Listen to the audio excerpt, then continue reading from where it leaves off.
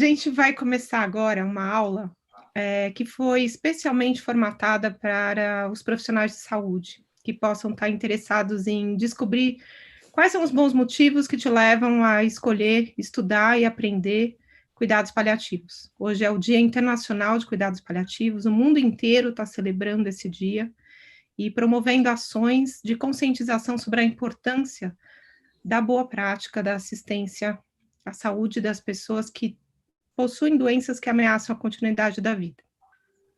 Nós lançamos a campanha Outubro Vivo, pela Casa do Cuidar e pela Casa Paliativa, com o objetivo de trazer para as pessoas, para o mundo todo, não é só para quem está doente, mas incluindo as pessoas que estão enfrentando uma doença que ameaça a vida delas, a possibilidade de ter esperança de que algo possa ser feito de verdade, né? Que nós não somos parte do processo de negligência nem omissão de socorro a esse sofrimento, mas que dentro deste aprendizado de cuidados paliativos nós podemos crescer muito, fazer crescer a nossa capacidade de vitória, né? Porque fracassado é aquele que precisa deixar o seu trabalho, deixar o tratamento, o cuidado do seu paciente por uma incapacidade de oferecer alívio ao sofrimento dele.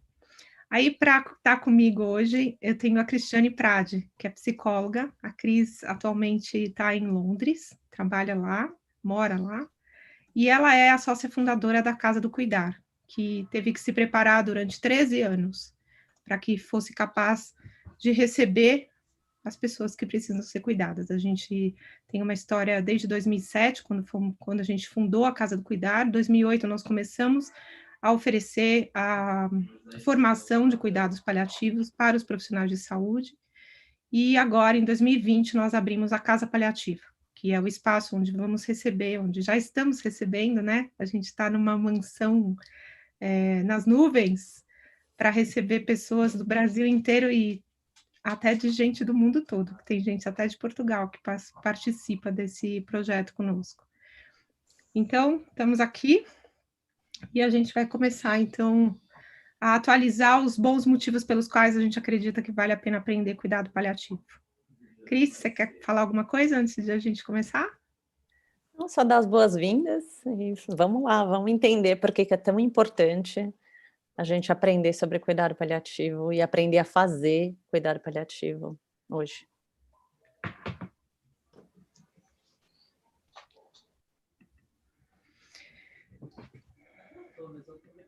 Bom, então aqui a gente tem um século de mudanças. Como que é esse século de mudanças? Né? Em 1900, a sobrevida, a expectativa de vida de uma pessoa era chegar no máximo aos 46 anos.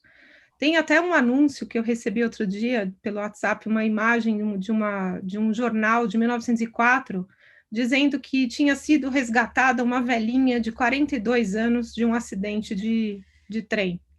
Então, a velhinha de 42 anos em 1900, ela poderia morrer de infecção, de acidente, ou morrer ao nascer, né? Ou então nem chegaria a ficar velhinha e com pouquíssima incapacidade. No ano 2000, essas pessoas poderiam chegar em 78 anos. A gente sabe que agora, 2020, tem muitos países que estão com mais de 80 anos de expectativa de vida. E na causa de morte, a gente vai ter câncer, a falência de órgãos, derrame ou demência. A incapacidade que essas pessoas enfrentam na hora de morrer, por conta do tratamento dessas doenças, gira em torno de 2 a 4 anos. Então, esse daqui é o ticket que nós temos que pagar de juros pelo tempo, né, de aqui quase 40 anos, que a gente possa ter a mais de tempo de vida, a gente paga uma taxa de dependência e de sofrimento diante desses adoecimentos aqui todos. Nós fizemos uma pesquisa bastante informal nas redes sociais a respeito do que os pacientes já ouviram de absurdos sobre cuidados paliativos. E aqui a gente vai permear a nossa aula aqui com algumas das frases que essas pessoas são obrigadas a ouvir quando elas estão nessa fase dos 2 a 4 anos de tempo de sobrevida, né, diante do sofrimento de uma doença que ameaça a continuidade da vida delas. Essas frases todas foram ditas por médicos e outros profissionais de saúde.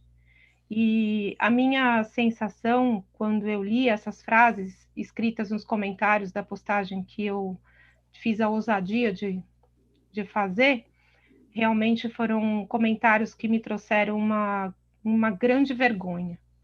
E como parte desse mundo que não sabe como se posicionar, porque eu faço parte desse mundo, né? Eu moro nesse país que tem essas incapacidades, eu faço parte dessa sociedade que tem essa grande dificuldade de lidar com a morte, então eu não posso me excluir da possibilidade de sentir muito por essas pessoas. E aí vem essa pergunta, essa frase aqui: cuidados paliativos? Não, você vai lutar. Como é que a gente luta dentro dos cuidados paliativos? A gente não vai ter a sensação de que o paciente que escolhe cuidado paliativo é aquele que desiste de viver, que desiste de tratar, que desiste de acreditar que a vida vale a pena viver. Em geral, o que acontece é que essas pessoas ficam no lugar do limbo, né? Elas ficam invisíveis. Muito do que acontece nesse tempo do Outubro Rosa agora, por exemplo, é de valorizar aquelas mulheres que são consideradas as vencedoras, aquelas vitoriosas, aquelas que venceram o câncer, porque quem está com doença ativa é considerado perdedor. É excluído das campanhas, é excluído do foco de atenção, porque aparentemente essas pessoas fazem com que as outras percam a esperança. E de verdade, essas pessoas são as que mais têm esperança, não de cura, mas delas poderem receber o cuidado de ter a experiência de dignidade que elas realmente merecem ter, que todos nós merecemos ter. Então, como eu estava comentando no back-office aqui, esse daqui é um documento que acabou de ser lançado, né? É o Atlas Global de Cuidados Paliativos, produzido agora por Londres, está na segunda edição, 2020. Porque um corpo vivo não é necessariamente uma pessoa viva, né? E a gente tem isso como óbvio. Ah, não, se tem um corpo vivo, um coração batendo, existe uma pessoa. E não é bem assim, né?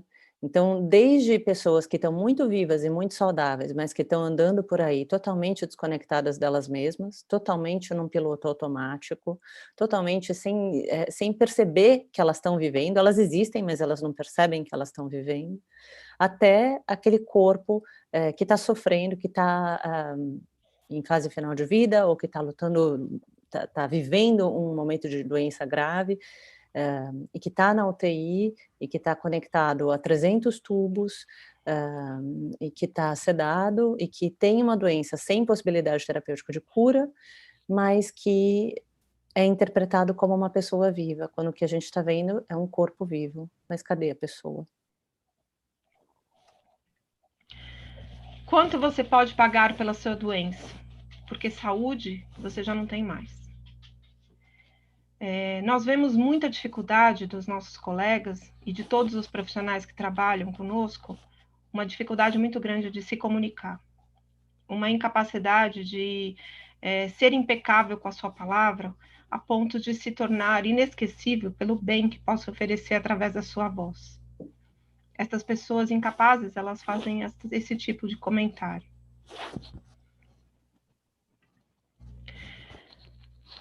A mortalidade geral do mundo, né? Em 2017, quase 56 milhões de mortes em 192 países, 195 países pelo mundo. A grande maioria dessas mortes, 73,4%, vem de doenças não transmissíveis. Isso, que não se colocam transmissíveis umas para as outras, tipo câncer, é tipo doença crônica. Então, câncer, doença cardíaca, doença pulmonar, doença renal, Alzheimer, todas essas doenças são essas não como se fala, Cris? Communicable. Communicable. Não transmissíveis. Não transmissíveis. E as transmissíveis, que seria Covid, Ebola, HIV, aqui, 14,6%, tá? 4% de doenças na fase perinatal, 73,4% são essas doenças crônicas, e causas externas, envenenamento e acidentes, 8%. Para que você serve? É uma boa pergunta, né? Para que você está nesse mundo? Perguntar o sentido da vida é algo bastante complexo, mas perguntar para que você serve talvez seja mais simples. Essa imagem é uma imagem que eu uso de uma maneira recorrente nas minhas aulas, porque ela é tão perfeita para expressar o óbvio. Para que serve uma varanda debaixo da janela de um banheiro? Não serve para nada, porque varanda serve para você estar muito seguro dentro da sua casa, observando o que há no mundo. É um espaço de observação, é um espaço de contemplação de uma paisagem. E você não vai poder contemplar nada se você estiver preso dentro desse lugar que chama-se corpo. Preso dentro desse corpo, estamos todos nós, e os profissionais que trabalham para que a gente possa contemplar o mundo, muitas vezes querem nos oferecer intervenções, tratamentos, diagnósticos de situações que vão ser muito semelhantes a essa cena aqui, que é muito ridícula, né? Porque as pessoas... Por que uma pessoa é capaz de fazer um absurdo desse? Porque sobrou material, aí dava para construir 4 varandas. Então, aí o convênio está pagando, o SUS está pagando, então aí vão pôr na UTI, né? Vai fazer diálise, não tem problema, porque tem sobrando. Ou porque combina, né? Fica simétrico aqui e tal. Então, assim, fica bem você mandar uma pessoa para UTI quando você acha que ela está numa situação muito grave. Quando você acha que não tem nada para fazer, você manda para um lugar onde as pessoas ainda acreditam que tem alguma coisa para ser feita. Elas se iludem, mas elas fazem essa situação aqui tão ridícula. Aproximadamente 40% das pessoas com necessidades de cuidado paliativo têm mais de 70 anos. 27% tem entre 50 e 69 anos e quase 26% tem entre 20 e 49. E 7% das crianças têm essa necessidade. Então, aqui é o parâmetro de quem é que vai precisar de cuidados paliativos. Quem é que vai precisar de cuidado paliativo?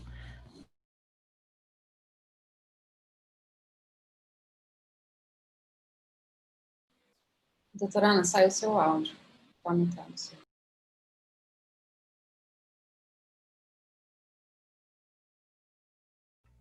Voltou?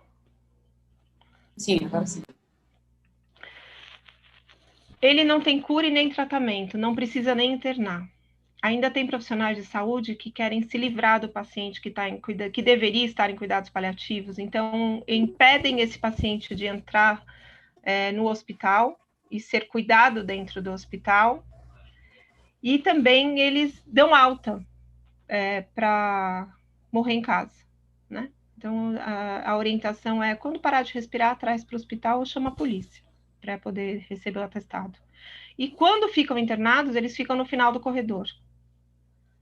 Eles ficam longe das vistas dos profissionais de saúde que não sabem o que fazer. Porque quando você não sabe o que fazer, você não quer ter essa notícia todos os dias, quando você olha para a cara do paciente, para a cara daquela família, e você se dá conta que não sabe o que fazer com eles. Então, para não ter que dizer que não há nada para fazer, você se livra deles. Põe no final do corredor, dá alta para casa ou nem interno. Não deixa que eles cheguem, não tenham acesso a cuidados. Aqui, as necessidades, né, de cuidado paliativo nos adultos. Então, 68, quase 69% são essas doenças crônicas, a fase perinatal, doenças maternais, condições nutricionais 0,3%, as doenças transmissíveis, né, ebola, covid, AIDS, estão aqui, tuberculose, e aqui as causas externas, aqui só para adultos, aquela outra escala foi para a população em geral.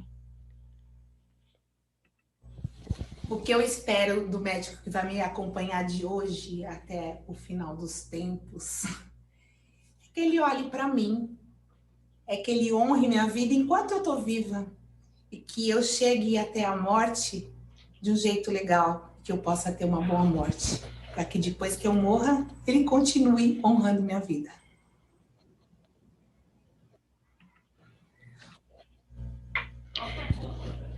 Nós convidamos os pacientes da casa paliativa, alguns que se sentiram motivados a nos ajudar a convidar os profissionais de saúde para aprenderem, a desafiá-los em relação ao que deveria acontecer com eles quando eles fossem cuidados por um profissional que soubesse o que fazer. Então, esses pacientes que deram esses testemunhos, eles estão no meio da nossa aula, porque nós estamos aqui por causa destas pessoas. Nós não estamos aqui porque a gente precisa dar sentido à nossa vida, porque nós somos formados em cuidados paliativos, porque a gente tem uma organização social maravilhosa. A gente está aqui por causa destas pessoas que merecem ser cuidadas até o seu último minuto. Então, os vídeos todos foram produzidos com a seguinte pergunta: o que você espera do profissional de saúde que vai cuidar de você até o último dia da sua vida? Porque a maioria dos nossos brasileiros, né, os nossos irmãos de pátria, são abandonados por seus médicos nesse momento. E isso aqui é o que acontece quando o médico desiste do paciente. Ele manda o paciente pela porta de uma saída que vai dar num abismo, que vai dar no nada. Ele fica totalmente perdido, desamparado. O paciente se torna um paciente de encaixe. Nesse meu último livro tem um trechinho de uma conversa com uma paciente que me procurou e eu perguntei para ela: o que você espera de mim? E ela me disse: eu espero que você não me trate como uma paciente de encaixe. Eu quero estar na sua agenda. Eu quero ter um tempo do seu dia para mim. Eu não quero ser um imprevisto no seu planejamento do dia. E muitos dos pacientes em cuidados paliativos, eles são tratados dessa forma, mesmo nos hospitais e nas condições mais elevadas de acesso, com uma boa condição financeira, um bom plano de saúde, o médico que abandona, ele diz assim: qualquer coisa me liga, qualquer coisa avisa a secretária e eu te encaixo. Um paciente de cuidados paliativos não vive de encaixes. O paciente de cuidados paliativos, ele precisa de horário, ele precisa de tempo. Nem que seja 10 minutos, mas você precisa estar inteiro em 10 minutos ali. Você não pode oferecer uma porta de saída para uma pessoa que é o nada, que é o total desamparo. E essa fala também, Ana, quando ela fala de honrar, né, um médico que honre a minha vida, quando o médico acompanha até o final, e faz isso com essa atitude de honrar a vida do paciente, ele não falha quando o paciente morre. Ele tem a sensação de que ele fez o seu melhor. E aí, por isso que eu achei tão bonito o que foi registrado, né? Que aí ele pode continuar honrando a vida dos pacientes que faleceram, tanto no cuidado dos próximos, quanto no cuidado de quem já foi. Sem dúvida. Eu costumo dizer, né, que a resposta que eu dou às pessoas que fazem as críticas sobre o paliativista que tem um jeito romântico de fracassar. E aí a minha resposta é assim: olha, desculpa, mas tem uma coisa que eu não experimento mais na minha vida, é fracasso. Só tem vitória. Porque eu sei o que fazer com a pessoa até o último minuto da vida dela. E eu, inclusive, sei o que fazer com a família dela depois desse último minuto. Então, não tem experiência de fracasso para quem aprendeu a cuidar. Para quem aprendeu só a tratar a doença, é todo dia que você fracassa, né? Praticamente, é uma experiência muito frequente. Talvez essas pessoas estejam meio acostumadas a serem fracassadas, né? Então, tudo bem, se você está acostumado a fracassar, não tem problema. Talvez não seja o perfil para aprendizado para você que gosta disso, mas a gente gosta de vencer, a gente curte aprender a cuidar do paliativo. A futilidade terapêutica, ela reina soberana num hospital que não sabe fazer isso. Aproximadamente 30% das pessoas que estão dentro de uma unidade de terapia intensiva neste momento, exatamente neste momento, 30% daquelas pessoas não mereceriam estar sobre aquela tortura, aquele cárcere privado. Hoje cedo conversei com uma moça do Sul que me procurou por conta de cuidados paliativos, de orientações sobre cuidados paliativos nos cuidados do irmão dela, que tem câncer avançado. E ao mesmo tempo em que ela buscava orientação sobre isso, o pai e a mãe tinham sido internados com Covid. Ao longo desses últimos 2 meses que eu tenho dado esse suporte a essa moça, a essa família, o pai já faleceu, a mãe está no UTI e o irmão está nesse momento nas suas últimas horas de vida. E ela olha para aquelas duas situações e ela não consegue compreender como é que os médicos têm coragem de fazer diálise, circulação extracorpórea, trocar antibióticos de uma forma quase de horário, para uma senhora de quase 80 anos, que está agora ictérica, que está com insuficiência renal, né, fazendo a diálise, insuficiência cardíaca, insuficiência respiratória, sem resposta a nada, e eles ainda querem fazer mais alguma coisa. Querem ainda mais um tubo, ainda mais um remédio, ainda mais uma agressão.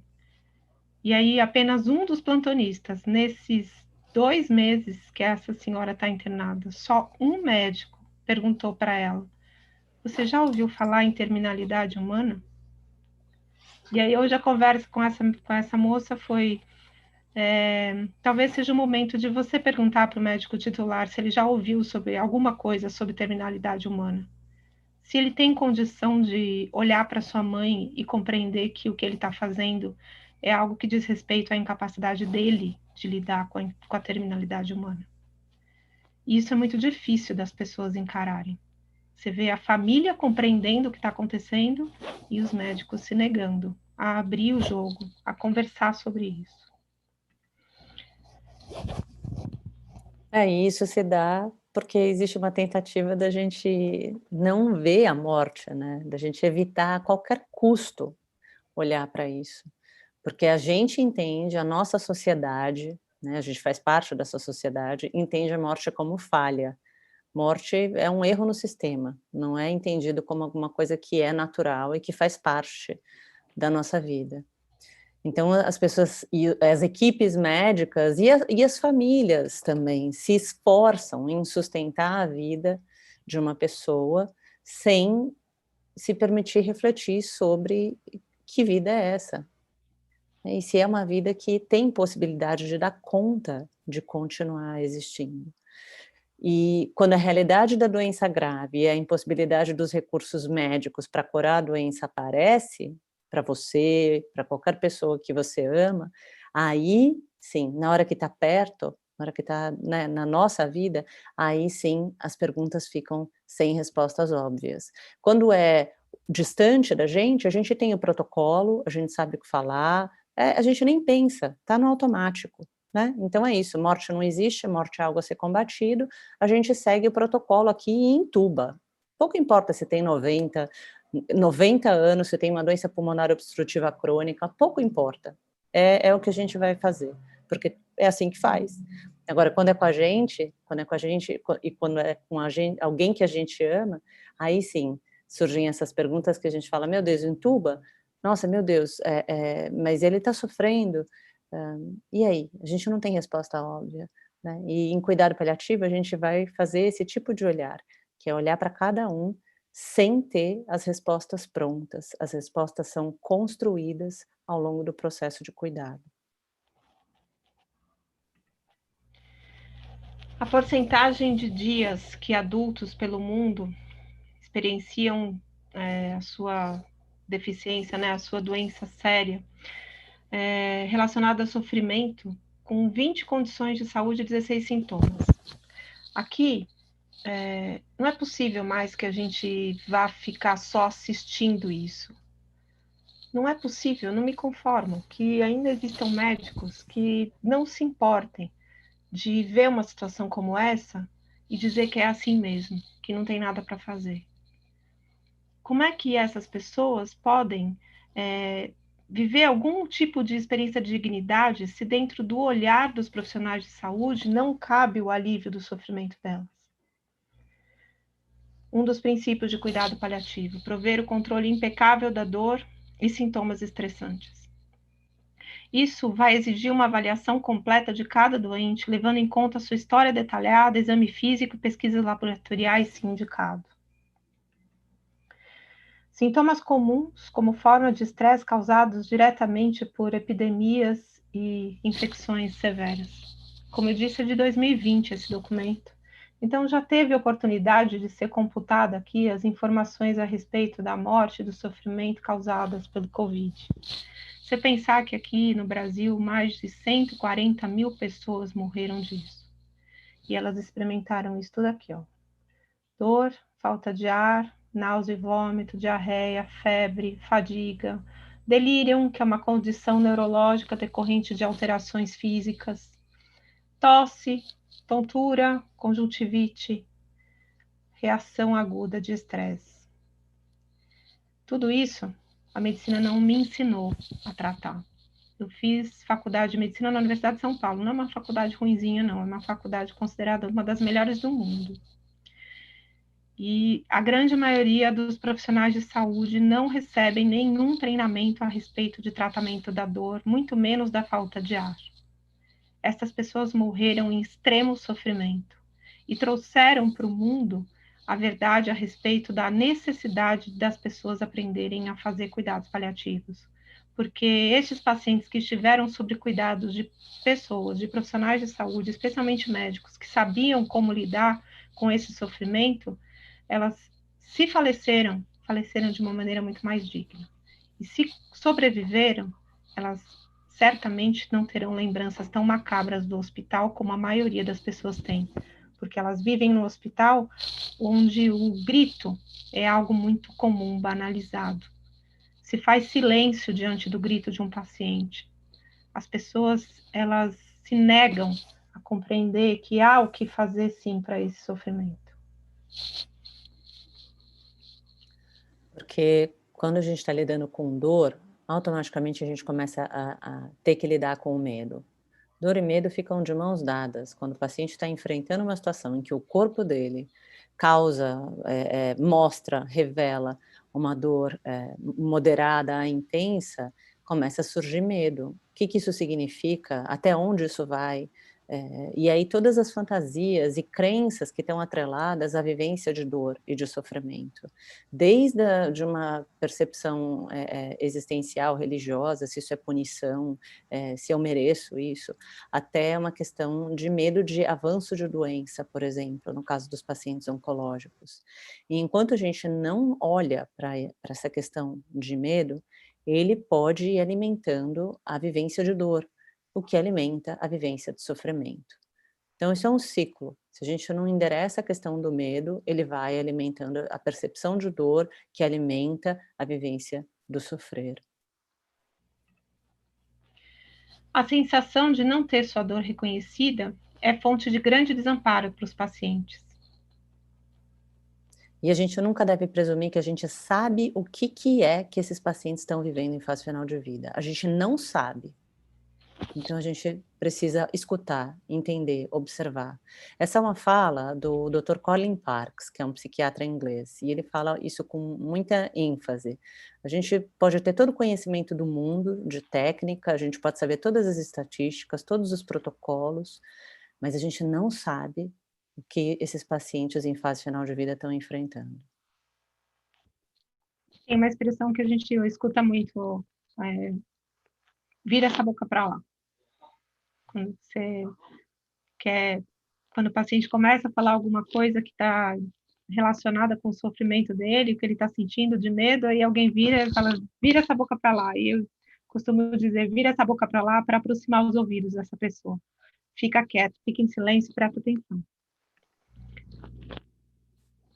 O Colin Parkes também comenta sobre como é desrespeitoso a gente tratar o paciente de uma forma infantil e a gente ter uma atitude de dó em relação a ele. Uma atitude de dó em relação ao paciente diz para ele que a gente não enxerga capacidade nele de enfrentamento. E não pode ser assim, né? Então reconhecer que ali existe uma pessoa que pode ser muito corajosa, que pode desenvolver recursos para lidar com a vivência dela naquele momento, e o nosso papel é amparar para que esse processo de fortalecimento possa acontecer. Esse é um diagrama que eu utilizo muito para explicar quando que começa o trabalho de cuidados paliativos. O trabalho de cuidado paliativo precisa começar no diagnóstico de uma doença que causa sofrimento. Quando o sofrimento ele é expresso, a maioria dos profissionais de saúde só sabe se relacionar com o controle da doença. Muitas vezes dá certo, né? Você começa o tratamento da doença e muitas vezes o sofrimento físico, ao menos, pode ser amenizado com o tratamento dessa doença. Mas na oncologia, por exemplo, pode piorar o sofrimento, porque muitas vezes, especialmente nas vezes onde o diagnóstico é precoce, o paciente ainda não tem um sintoma decorrente da doença, mas ele vai começar a ter muitos sintomas decorrentes do tratamento da doença que ele vai ter que enfrentar. E aí, se tem sofrimento, tem espaço para cuidado paliativo. Ah, mas Ana Cláudia, cuidado paliativo não é só quando não tem nada para fazer? Eu falei, então, não é isso, gente. É mentira, tá? Então, já tem mais ou menos uns 60 anos que a gente sabe isso. 50, 60 anos, isso. Mas aí, talvez a gente seja um pouco lento para aprender, né? Mas de verdade mesmo, se chegou nessa conclusão de que nós podemos ser úteis a partir do diagnóstico, em 2010. Eu vou mostrar ali um artigo muito importante que foi publicado numa revista que não é uma revista de pequeno público, médico. E aí que mostrou que é muito importante a nossa participação no processo de cuidados a partir do diagnóstico de uma doença que ameaça a continuidade da vida. E que quando não tem mais cura, quando esse tempo passa e a cura não é mais possível, resta para o paciente só o sofrimento. E é nesse lugar que a maioria das pessoas que têm essas doenças crônicas, degenerativas, habita nesse momento. É um espaço de puro sofrimento. E o momento da morte delas é um momento de morte muito difícil, muito triste, porque o nosso país é um dos países mais incapazes de ofertar adequadamente o que é necessário para prover o controle desses sintomas, desse sofrimento em todas as suas dimensões. E aí a gente segue os nossos cuidados no período de luto dessa família que perde uma pessoa que ama. No cuidado paliativo, a gente precisa ter clareza de objetivos, porque nós conseguimos raciocinar acerca do que nos leva a pedir um exame, o que nos leva a propor uma intervenção. Tudo que nós fazemos, tanto de procedimento diagnóstico como terapêutico, tem que ter como únicas finalidades a manutenção do conforto, dignidade, qualidade, significado e valor da vida em todas as suas dimensões. Você não vai corrigir um potássio porque o potássio está baixo. Você não vai corrigir uma anemia porque a hemoglobina está baixa. Você não vai fazer uma tomografia de tórax porque você acha que tem uma pneumonia. Tudo que você fizer tem que ter como resposta: vou fazer para que ele seja mais feliz, vou fazer para que ele se sinta melhor, vou fazer porque o que eu descobri com esse exame pode modificar a minha conduta a ponto de fazer esse paciente se sentir mais confortável. Nós integramos os aspectos psicológicos e espirituais ao trabalho de cuidar, porque, como já diz Viktor Frankl, o homem não é destruído pelo sofrimento, mas pelo sofrimento sem sentido.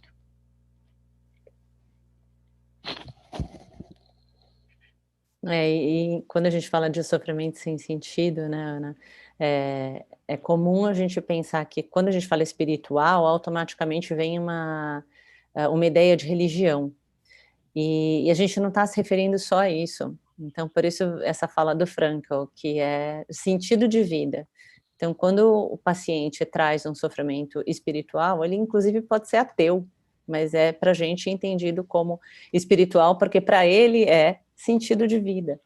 Então, esse aspecto de espiritualidade, para cuidado paliativo, está sempre incluído, independente da crença do paciente. Eu queria que vocês se lembrassem dessas imagens, para onde se direciona o olhar do profissional de saúde quando ele trabalha com cuidados paliativos. Para quem eu olho?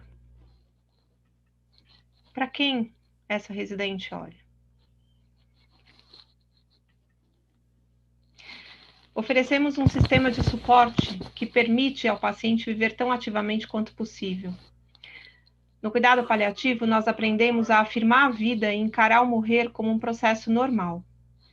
Visamos assegurar que os doentes sejam capacitados e encorajados a viver sua vida de uma forma útil, produtiva e plena, até o momento da sua morte.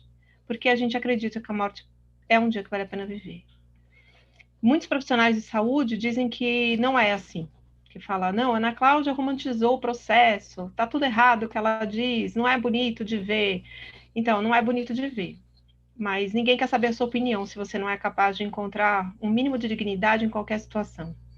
Se você está diante de um paciente que não tem nenhuma possibilidade de reverter seu quadro, não tem por que você manter um paciente numa condição como essa, sendo amarrado. Olha o braço dele como está, todo roxo. Ele estava restrito com sonda, porque alguém acreditou que deveria passar sonda porque ele não se alimentava. Mas que quando entrou em cuidados paliativos, a coisa que eu mais gosto de fazer, um dos grandes prazeres da minha vida como médica, é desamarrar pacientes. Porque eu tenho essa autoridade de desamarrar pacientes. Se alguém da família fizer isso, vai ser punido gravemente. Mas eu posso. Eu sou médica. Esse é o procedimento de maior complexidade que um médico em cuidado paliativo pode ser capaz de fazer. Um dos maiores, a extubação paliativa, a retirada de sonda e desamarrar pessoas, libertá-las da necessidade de ofertarem o seu corpo ao controle de pessoas que não sabem controlar nada, que não seja nem a própria capacidade de dizer, não, isso não faz sentido. E aí, quando você desamarra a pessoa, ela pode brindar a vida dela.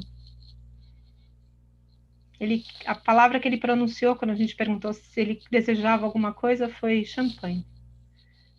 E aí a esposa disse, como ele fez isso? Ele não está falando tem muito tempo, ele tem um câncer na cabeça. E aí ele olhou para a gente e falou, bom, estou no hospital, né? Acho que não deve ter champanhe. Então, mas ele estava num hospital que cura as pessoas em outras dimensões, que não a biológica. Ele estava num hospice, estava numa casa paliativa. E aí a minha alegria foi recebendo a mensagem do WhatsApp, uma mensagem da nutricionista. A champanhe dele, sem álcool, já está gelando. A rapidez que nós temos que ter para ofertar a qualidade de vida para essas pessoas é a rapidez de quem sabe que a vida é uma urgência sem pressa. A gente não pode desperdiçar o tempo dessas pessoas batendo cabeça em cima de situações irreversíveis. A gente não tem mais o direito de fazer com que essas pessoas sirvam ao nosso prazer de dizer que sabemos curar as pessoas. A gente não tem condição de curar a doença, mas a gente tem condição de curar a nossa incapacidade de lidar com a morte. Porque um corpo contido na cama, né, é um corpo que pode se manter vivo, mas com uma pessoa já morta. Então, de quem que a gente está falando aí, né? Então, se é um corpo contido, amarrado, com sonda, sem comunicar, quem que está vivo? Adorei a foto. É linda, né? Eu tenho um vídeo dele gravado, quando ele fez o brinde. E ele dizia, brindem a vida, é muito bonita. Aqui é o uso de morfina pelo mundo, né? A gente está aqui entre o povo que usa de 1,7 a 3,49 miligramas per capita, sendo que a média mundial é em torno de 5,9. Então, a gente está abaixo da média. E aqui os níveis de qualidade de acesso a cuidados paliativos que a gente tem pelo mundo. O lugar mais escurinho aqui são os melhores, tá? E a gente está aqui, num índice de qualidade bem inferior a países que, teoricamente, teriam uma condição mais difícil de acesso à saúde do que a nossa. Nós não usamos recursos que diminuem o tempo de vida e a gente não imprime terapêuticas fúteis que acarretem no prolongamento do sofrimento humano. Nós não fazemos eutanásia. Então, se tem alguém que está querendo aprender cuidado paliativo para fazer eutanásia, então pode mudar até de país. Primeiro, porque aqui não pode fazer, no cuidado paliativo a gente não faz, e aqui no Brasil é proibido eutanásia e suicídio assistido. Nós aliviamos o sofrimento, a gente não mata o sofredor. Nós trabalhamos para curar esse sofrimento, para eliminar esse sofrimento. A gente não trabalha para eliminar quem sofre. E a gente não é contra milagre, né? Cuidado paliativo não é aquela coisa que você está torcendo para a pessoa morrer, tá? Porque foi para cuidado paliativo. Então, cuidado paliativo oferece permissão para a morte natural. E se a gente, vamos supor, que faz qualquer procedimento que tenha a ver com paliar o sofrimento, mas que reduz alguma intervenção que é fútil, né, mas que poderia continuar a manter aquele corpo vivo, como, por exemplo, conter ele na cama, conter ele no leito, se faz essa retirada para que possa haver qualidade de vida, para que possa haver tempo. E se o milagre for acontecer, ele acontece independente da questão do que a medicina vai oferecer ou não. Então, a permissão para a morte natural que o cuidado paliativo oferece, não quer dizer que a gente torce para que o paciente morra. Então existe espaço para a esperança ser nutrida até o final. E até o final, há esperança ainda de nutrir um processo de luto que possa ser o mais sereno possível. Que ele vai ser difícil? É difícil. Mas que o luto, por exemplo, não precise evoluir para um luto complicado, que é um luto mais pesado. Que ele possa ser vivido com memórias doces, com memórias de carinho, de afeto. Então, existe até o cuidado para isso, né? Pode chorar, você tem pouco tempo de vida. A incapacidade que nós temos de comunicar a verdade de uma maneira compassiva, de uma maneira organizada, de uma maneira sensível e, ao mesmo tempo, prática. Muitas vezes a gente vai escutar as famílias dizendo, não conta nada para ele. E muitas vezes eu escuto ele me dizendo, doutora Ana, não conta nada para minha filha porque ela não sabe que eu sei. E aí, quando você determina que é o autor da forma como as pessoas vão lidar com a morte, você acaba gerando muito mais sofrimento do que aliviando esse sofrimento. Uma frase belíssima da Cicely Saunders. Vá ao redor e veja o que está sendo feito. E, em seguida, veja com as suas próprias circunstâncias, como as suas próprias circunstâncias podem produzir outra versão. Há necessidade de diversidade nesse campo. Então, não tem um modo certo de fazer. Tem um modo possível de ser feito. Nós temos um país que tem dimensões continentais. É possível que nós possamos encontrar semelhanças da qualidade de atendimento entre vários países e com o nosso. A gente vai ter uma excelência de cuidados tecnológicos sendo oferecido dentro de um hospital de ponta e a gente vai ter condição de atender a população ribeirinha indígena. A gente vai ter que fazer cuidado paliativo na cidade grande, a gente vai ter que fazer cuidado paliativo na comunidade. E aí tem muita gente no Brasil que reclama que é muito difícil. Então, essa parte do muito difícil você pode levar para a terapia. Fica tranquilo, que na terapia é um espaço bem confortável para você falar como é que a vida está difícil.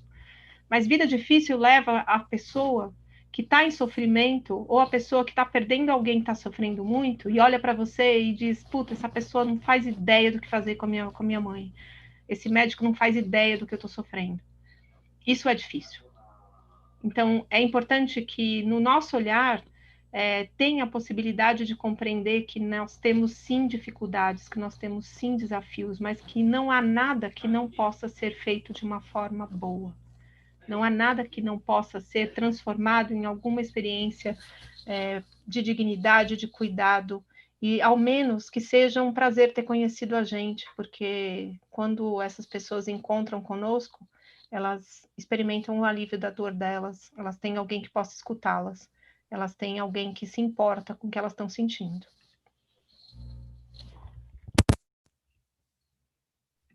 Espero do profissional da saúde que vai me tratar até o final dos meus dias. Espero sinceridade com sensibilidade. Espero que me deixe a par de todo o tratamento que será proposto, para que eu decida se aceito ou não. Espero que ele trate a Ionara além da doença.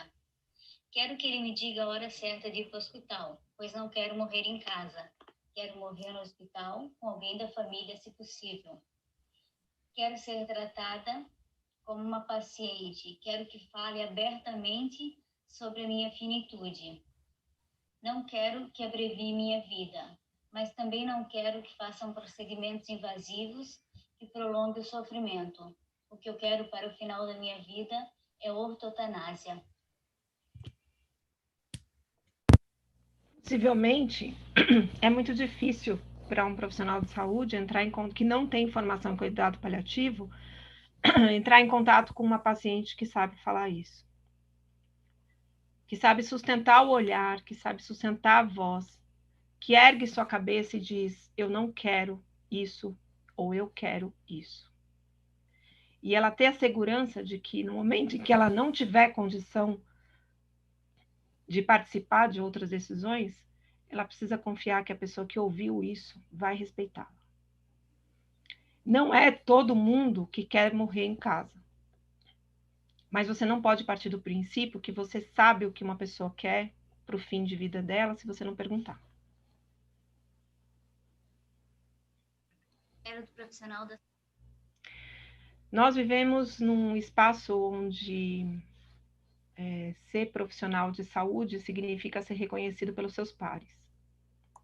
E eu penso que uma das maiores vergonhas é quando a gente não faz questão de ser reconhecido pelas pessoas que nós cuidamos. E pior ainda, quando a gente faz questão de não ser reconhecido por nós mesmos, como quem fez tudo o que estava ao alcance, inclusive cuidados paliativos, para cuidar das pessoas que a gente cuida.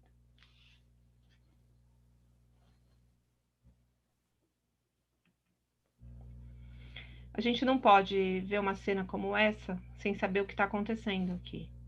É possível que vocês olhem para isso e fiquem muito mexidos, incomodados. É uma cena muito cruel de se assistir, e aí você pode dizer que isso é um absurdo.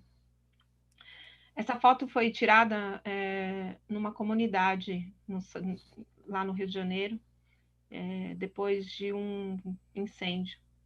E aqui são 2 irmãos, o mais velho e o pequenininho. E quando eles foram encontrados, as pessoas ficaram muito aflitas, perguntando, mas como é que vocês estão? Como é que vocês estão? E o mais velho disse, está tudo bem. E aí perguntaram, o que você está fazendo aqui? Eu falei, ele respondeu, eu estou cuidando do meu irmão. Ele levou um lugar para ele poder sentar, aqui o papelão.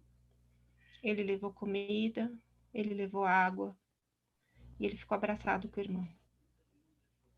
Isso daqui é muito triste, mas vocês podem ter certeza que tem muita gente que tem muita condição, muito dinheiro, muita cognição, muito raciocínio, muita cultura, que não é capaz de se preocupar com seu irmão, que não é capaz de lembrar de pegar água, comida, ou ter um espaço minimamente confortável para si mesmo até, para poder cuidar do outro.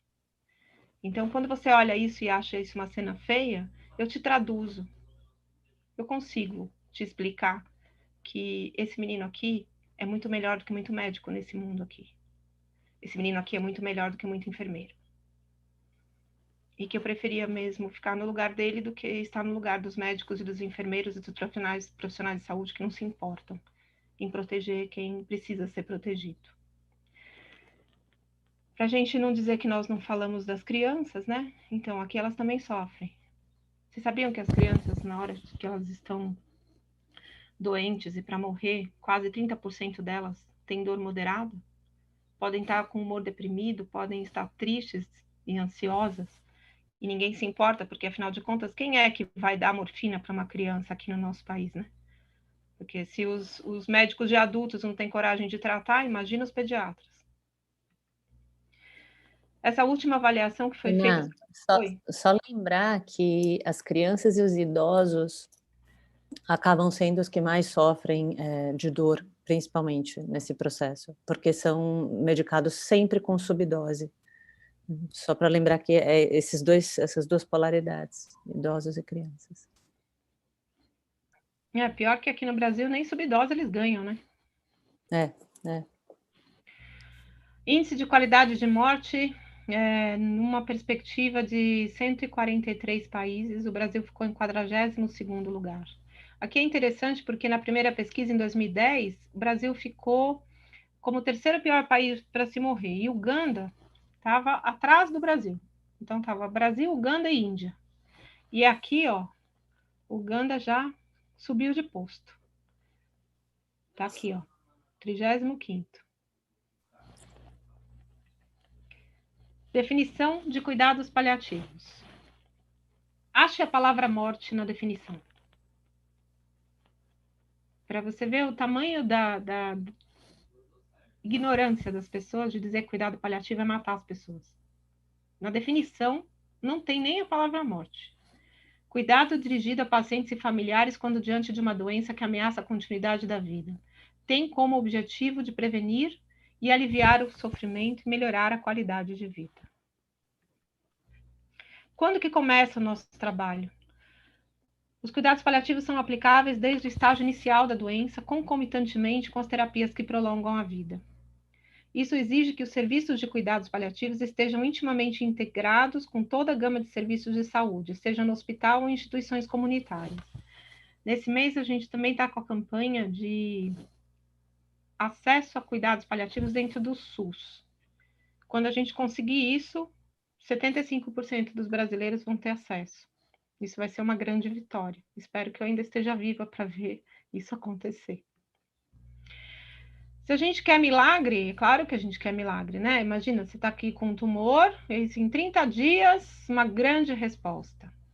Esta é a grande meta dos tratamentos oncológicos. A gente está no Outubro Rosa, o mês que vem é Novembro Azul, a gente tem uma campanha muito forte para diagnóstico precoce, para tratamento.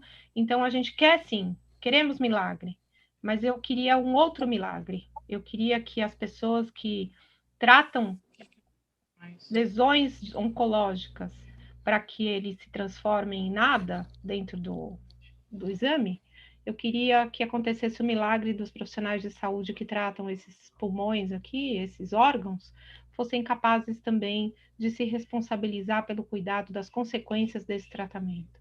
Porque qual o preço que se paga por um milagre sem cuidado paliativo?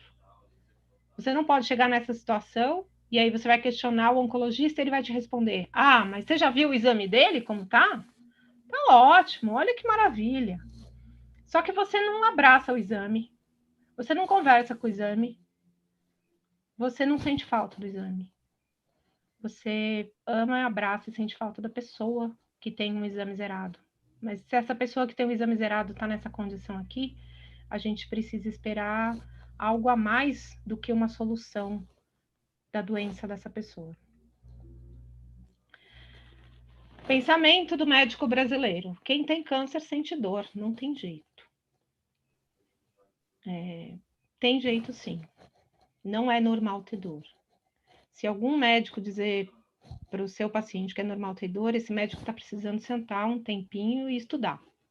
Nem é tão difícil tratar dor, gente, porque é uma das coisas mais simples que tem em medicina tratar dor. Muito fácil. Você tem 3 degraus, a gente chama degrau da escada, os degraus da escada analgésica da Organização Mundial de Saúde. Você não precisa nem pagar assinatura de revista complicada. Tem em português, está no site da Organização Mundial de Saúde. Está super básico. Primeiro degrau, analgesia simples, remédios fáceis, acessíveis para comprar. Segundo degrau é um pouquinho mais difícil, precisa de receita especial. Terceiro degrau é morfina e metadona. Você não põe no terceiro degrau as pessoas que você vai jogar do abismo. Você põe no terceiro degrau as pessoas que estão no abismo porque estão com uma dor muito intensa. Então, isso aqui é mentira. Quem diz isso não estudou. Precisa se dedicar a aprender como fazer o tratamento de dor.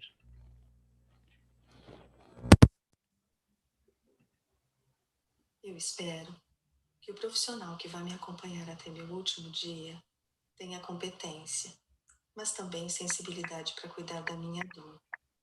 Que possamos estabelecer uma relação de confiança que me dê a certeza de que o melhor seja feito. Que ele tenha interesse de saber também sobre mim, e não só sobre a doença com a qual convivo. Que ele me ajude a buscar qualidade de vida em todas as fases. E que quando os momentos finais se aproximarem, ele tenha recursos para manter o meu conforto. E que esse conforto seja também estendido aos meus familiares. E se a confusão me visitar, ele possa garantir que os meus desejos sejam respeitados. E que me ajude, nesse momento de transição, a honrar a vida vivida até ali. E que eu tenha dignidade até o momento de ir embora daqui.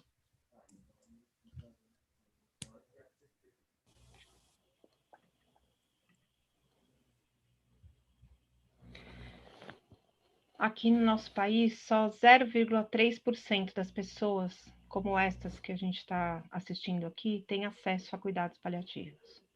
Então, por isso que é tão importante que exista a consciência da importância da gente aprender. Porque sem aprender, a gente não vai conseguir dar nenhum tipo de garantia para essas pessoas sobre dignidade, sobre conforto, sobre qualidade de controle de sintomas e de sofrimento no fim, nem no durante a doença, muito menos no fim da vida dessas pessoas. E nem é também uma questão de poder econômico, né, porque a gente vê pessoas com um alto poder econômico, acesso a tudo que é possível, sem conseguir acessar cuidado paliativo. É bem essa imagem aqui. Tem umas coisas total. Para você conseguir chegar no cuidado paliativo, às vezes você tem que subir grandes montanhas.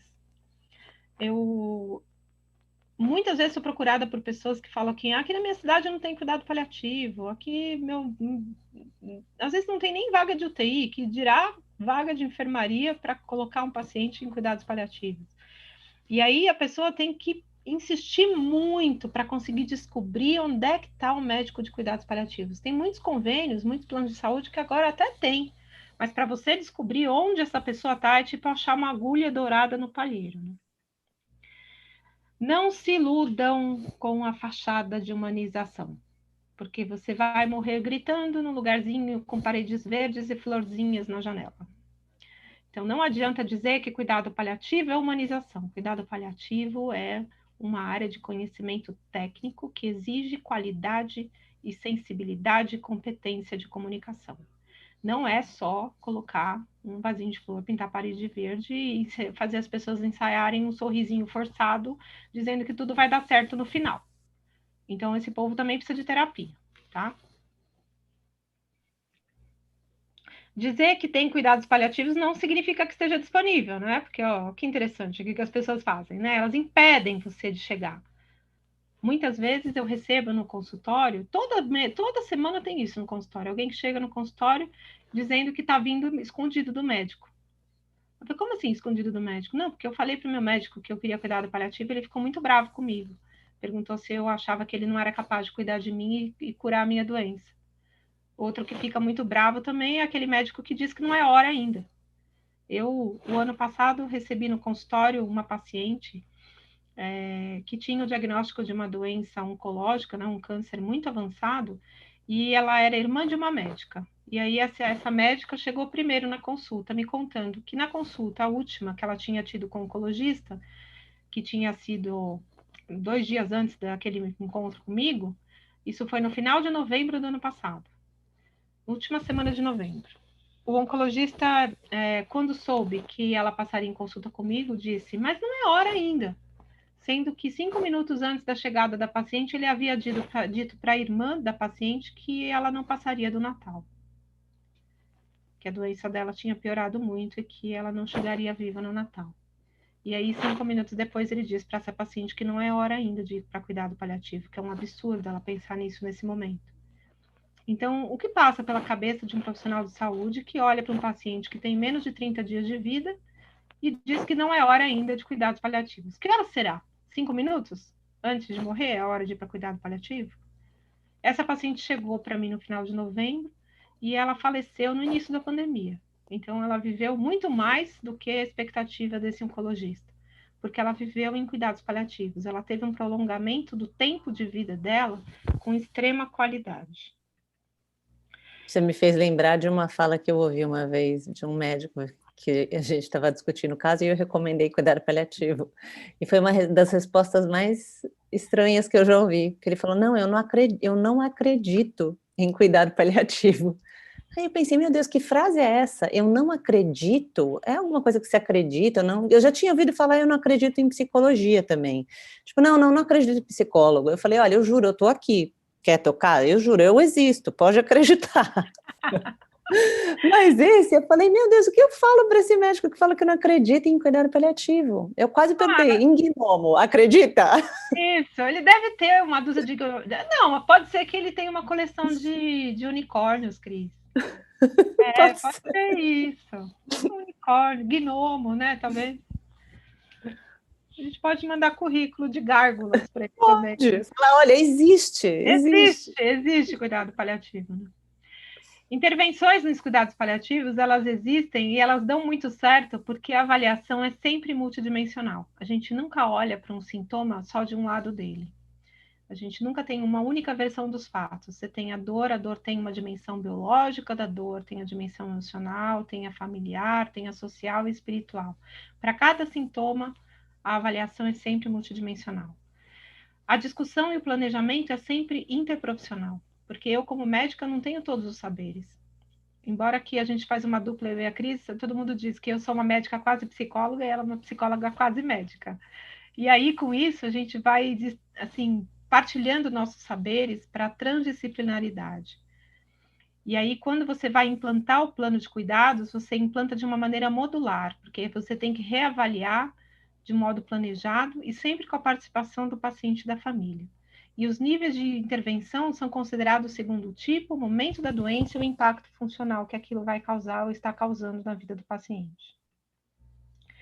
Isto aqui é outra grande vergonha. Você não vai ler o manual enquanto o avião está caindo, certo? Então, às vezes eu recebo mensagem, como é que eu falo para a família que o paciente está morrendo? Aí eu pergunto, qual a doença do paciente? Ah, ele tem câncer de pulmão. Quanto tempo ele está doente? Faz 2 anos. Ah, ele está em progressão de doença tem quanto tempo? Ah, tem 8 meses. Eu falei assim, então hoje você decidiu perguntar para a família se vai para a UTI ou não? A hora que o avião está caindo, você pede ajuda para o cuidado paliativo? Como que eu dou a notícia de que o paciente está grave? Como eu falo para o paciente quando ele me pergunta se ele vai morrer? Você não pode querer aprender cuidado paliativo na hora que o avião está caindo, Anjinho. Não dá. Você vai passar vergonha. Porque você não tem condição de oferecer a complexidade da assistência que aquele momento exige se você não é minimamente treinado. Aí você fala aquelas besteiras aqui que a gente compartilhou agora há pouco. Cuidado paliativo não é uma questão de bom senso e bom gosto, porque bom senso e bom gosto todo mundo pensa que tem. E aí, você tem que entender que cuidado paliativo é uma medicina de evidências que é baseada no indivíduo. Porque a gente identifica o padrão de saúde individual e oferece os cuidados de uma maneira organizada e planejada pelo paciente, pela família e pela equipe. Então, o cuidado paliativo é um modelo de assistência que é baseado, sim, na ciência, mas ela é modificada pelo indivíduo e por isso é uma arte. Me digam aqui, os que nos escutam nesse momento, você deseja morrer 81 dias antes da sua hora? Sim, né? É claro que sim, porque você não gosta de paliativo. Vira essa boca para lá, Ana Cláudia. Imagina, que isso? Mas vai falar para a pessoa que ela vai entrar em cuidado paliativo? Então, tipo, não entrar em cuidado paliativo está demonstrado aqui, ó. A pessoa pode morrer 81 dias antes. Esse artigo aqui foi publicado no New England em 19 de agosto de 2010. Nunca vou esquecer essa data, porque 19 de agosto é aniversário do meu pai. 2010 é um certo marco na existência dos paliativistas, porque a gente já sabia disso e era publicado nas revistas que nós lemos. E aí sai nessa revista aqui, chama New England Journal of Medicine, e essa revista é tipo a caras da medicina. Se você não lê isso, você está por fora. Você está bem por fora. E aí, se você lê isso e quer continuar ainda por fora, isso mostra que talvez o problema não é com a ciência, que já mostrou que isso funciona. O problema é com você, que não aprendeu como fazer funcionar. Porque não é só, você está em cuidados paliativos e isso vira uma palavra mágica. Você tem que saber o que fazer. Então, esse trabalho aqui foram 151 pacientes que foram distribuídos em 2 grupos. Um com quimioterapia e radioterapia, mais Best Supportive Care, que é os cuidados convencionais, e pacientes que foram sorteados para ficar no grupo do quimio, radioterapia, mais cuidados paliativos, pacientes com câncer de pulmão, metastáticos no diagnóstico. E aí a resposta foi: o grupo que recebeu cuidados paliativos teve menor índice de sintomas depressivos, teve menor intervenções agressivas em final de vida, e a média de sobrevida foi maior no grupo que recebeu cuidados paliativos. Mas tudo bem, se você quiser morrer antes, tudo bem, né? Tem gente que acha que a vida não vale a pena viver, né? A gente repetiu essa foto aqui e não tem nenhuma outra que possa me ajudar a explicar em que posição, que lugar que nós vamos ocupar na vida dos nossos pacientes e das nossas famílias. A gente tem que se curvar, a gente tem que se ajoelhar diante da grandeza de uma pessoa que enfrenta a sua finitude.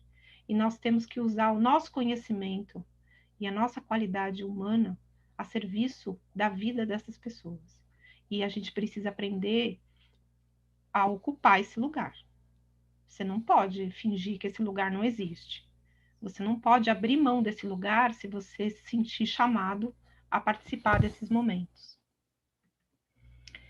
Porque o que passa na cabeça de um profissional de saúde diante de um paciente nessa condição, se fosse partilhado, como é que seria?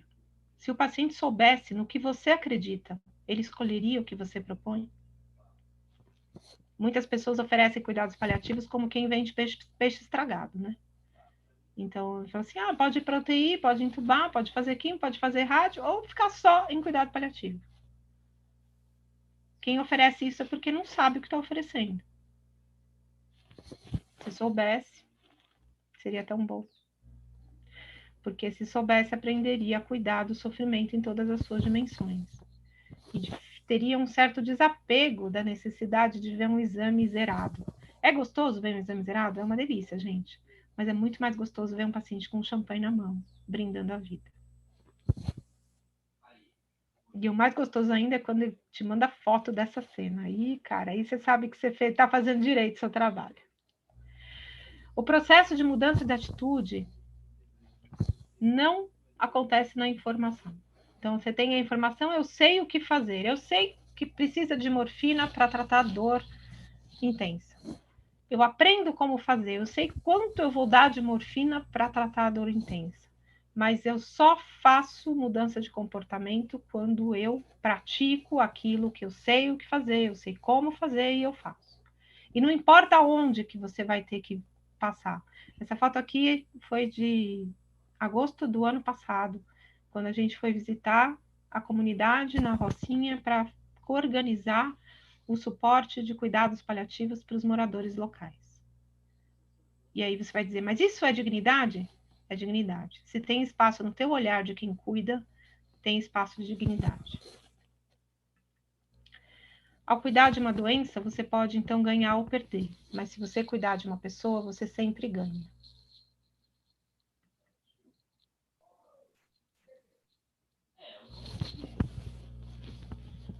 A gente vai falar de proteção? Porque cuidado paliativo, diferente de novo, a gente não pode se cansar de falar disso, diferente da ideia de que é você deixar de fazer as coisas, é você poder oferecer mais, então oferecer proteção para prevenir sofrimento. Então, toda essa questão do sofrimento amplo que a Ana mostrou no slide anterior, né, que a gente estava mostrando, do sofrimento da dimensão física, social, familiar, espiritual, psicológica, cuidado paliativo oferece um guarda-chuva que coloca tudo isso debaixo. Então, é olhar para não deixar esse paciente ter escape de dor. Por que a gente precisa só dar uma prescrição e esquecer que ele pode ter um intervalo em que aquela prescrição não dê conta? Então, a gente deixa um resgate para ele poder estar cuidado e não sentir dor em nenhum momento. Ou por que a gente vai esperar o paciente ter uma crise emocional e para poder oferecer um suporte terapêutico para ele? Então, tudo isso já é pensado, a gente já oferece isso de cara. E também não pressupõe logo de cara que o paciente em cuidado paliativo é um paciente deprimido. Porque ele está triste, porque ele chora. Não, o paciente em cuidado paliativo, sim, pode chorar muito, muitas vezes, e não responder antidepressivo, por exemplo, porque ele está lidando com um sofrimento existencial, que não vai responder a antidepressivo. Então, tem essas complexidades. Aí você se sente chamado, né? Você fala assim, vocação é diferente de talento. Você pode ter vocação e não ter talento, e isso significa que você pode ser chamado e não saber como ir. Então, tem muita gente que se aproxima da Casa do Cuidar, se aproxima de mim e fala assim, nossa, tão lindo o que você faz, eu quero fazer também. Então, não venha porque é lindo, venha porque é necessário.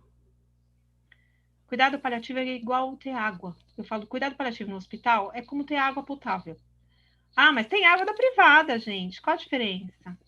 Você toma água da privada, meu anjo?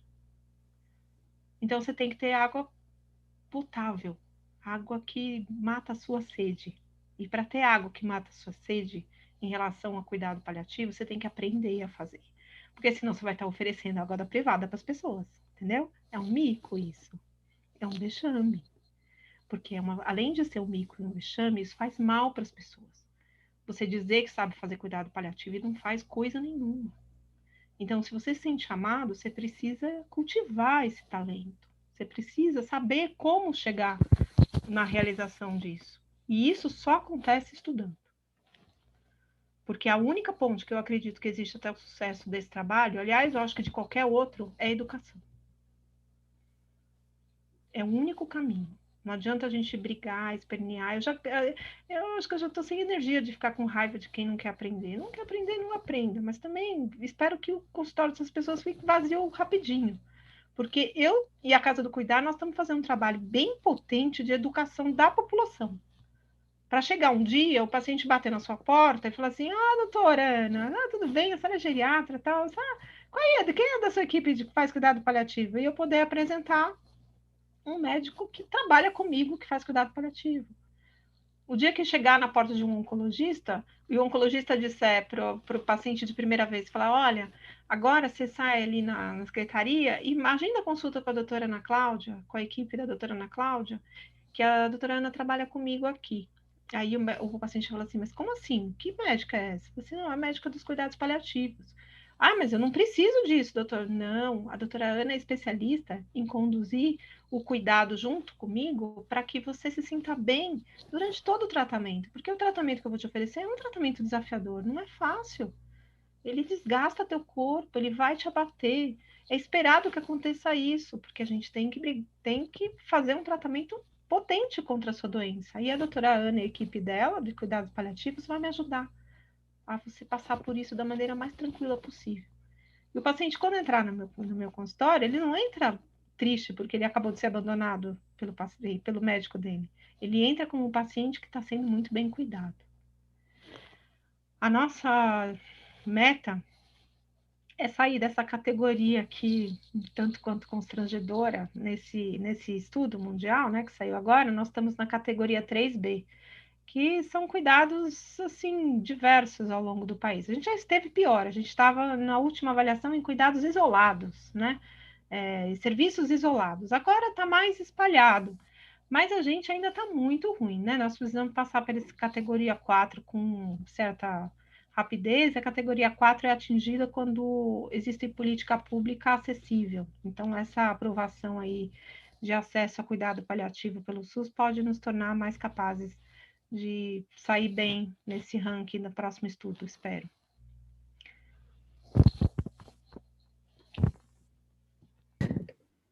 Porque quando a gente fala de educação, a gente tem que olhar também para essa questão de autocuidado. Então, no nosso curso, você faz toda a parte de entender como cuidar do paciente, da família, como saber prescrever opiáceo, como saber amparar e identificar luto complicado, mas se você não se cuidar, isso não se sustenta. Tem uma médica americana, a Rachel Naomi, e ela fala que ter a expectativa de que você vai passar a conviver com o sofrimento das pessoas e não se deixar abater por isso é como pensar que uma pessoa é capaz de entrar na água sem se molhar. Não dá, é impossível. E quando as pessoas constroem armaduras grossas para não entrar em contato com o sofrimento, nessa expectativa de que não, olha, agora eu me protegi, não me envolvo, nossa, para mim, olha, pouco importa. Não funciona. Isso foi uma estratégia que foi muito divulgada há alguns anos atrás. Não, olha, a gente se protege, você coloca lá uma armadura, vai lá, vê teu paciente, mas você não se envolve, não sente nada e tá tudo certo. Ao longo do tempo foi se entendendo que essa armadura acaba te impedindo de também encontrar felicidade, também encontrar alegria. Ela não só isola o contato com o sofrimento, ela isola o contato com o sentir. E quando isola o contato com o sentir, você passa a ser quem quando você não sente? Então, refletir sobre por que você cuida, como você cuida, e se você se deixa ser cuidado, e se você cuida de você também, são perguntas muito importantes. E ao longo do curso a gente tem o projeto Cuidando de Quem Cuida, e o projeto Cuidando de Quem Cuida é esse espaço que a Casa do Cuidar se dedica a alertar o profissional de saúde para a importância de se conhecer, de conhecer seus limites, de entender até onde que dá para ir, e também de ir ganhando algumas ferramentas de autocuidado. Uma coisa importante para deixar claro para os interessados no curso da Casa do Cuidar é que se você não está a fim de aprender como é que se cuidar, não faça esse curso. Porque todas as aulas do Cuidando de Quem Cuida são obrigatórias e tem prova. Então, é bom que fique claro, né? O contrato já começa aí. A primeira aula de cada módulo é de autocuidado. Você não pode entrar na vida de ninguém se você não tiver com atenção na sua própria vida em primeiro lugar. E é muito engraçado, porque no começo os médicos ficam, principalmente os médicos, eu acho, ficam muito desconfortáveis, né? Tipo, ai, que saco, meu, esse negócio de ter que agora pensar em mim, pelo amor de Deus. E depois de uns 3 cuidando de quem cuida, eles falam, nossa, meu Deus, eu preciso de um cuidando de quem cuida de novo, já entenderam. Né? Porque também não é só a gente usar o intelecto e pensar sobre, é importante eu me cuidar. Não, é praticar, é trazer a questão da prática do autocuidado. Síndrome de burnout, né? Para poder prevenir síndrome de burnout, em especial. O Herbert Freudenberger, ele cunhou esse termo nos anos 70, ele era um psicólogo, e ele experimentou a vivência de burnout, e ele começou a pesquisar a partir disso. Né? Então, é um esgotamento físico, mental, cuja causa está muito ligada à vida profissional.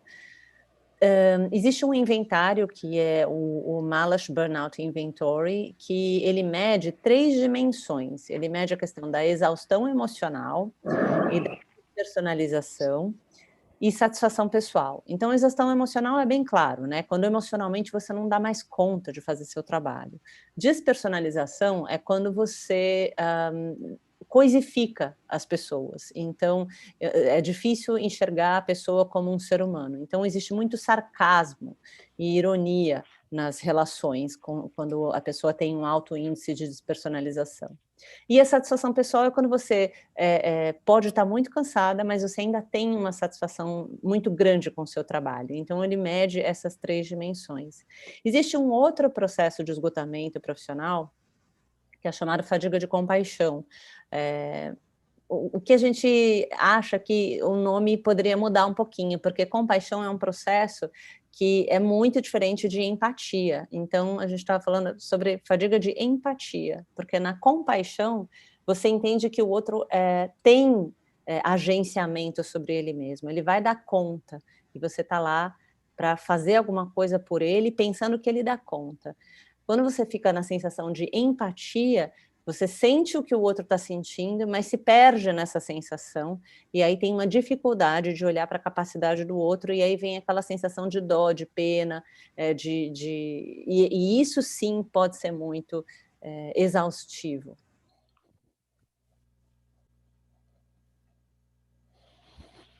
A autocompaixão é um processo que o profissional de saúde precisa aprender também. E eu achei essa aula super interessante, foi uma aula que teve no Sírio há uns 2 anos atrás.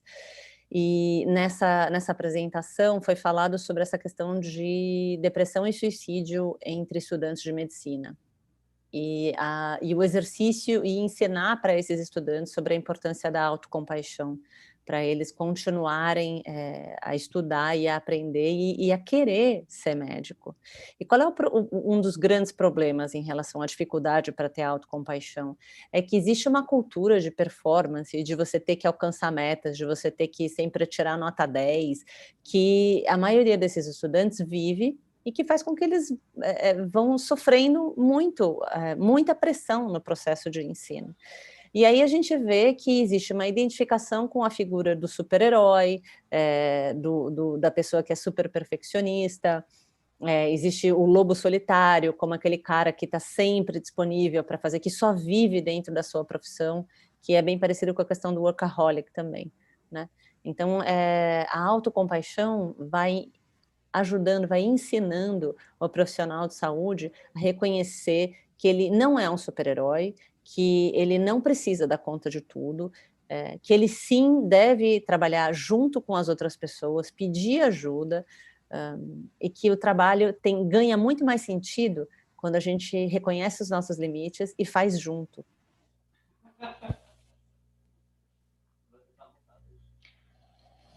Porque saúde mental é uma coisa que não dá para a gente só oferecer para o nosso paciente e para a família. Saúde mental é uma coisa que o profissional de saúde também precisa. Então, não adianta, e também não adianta eu me limitar à prescrição. Não adianta só limitar a prescrição de antidepressivo, de ansiolítico e achar que está tudo certo. Então, existe um processo de existência humana que precisa ser cuidado.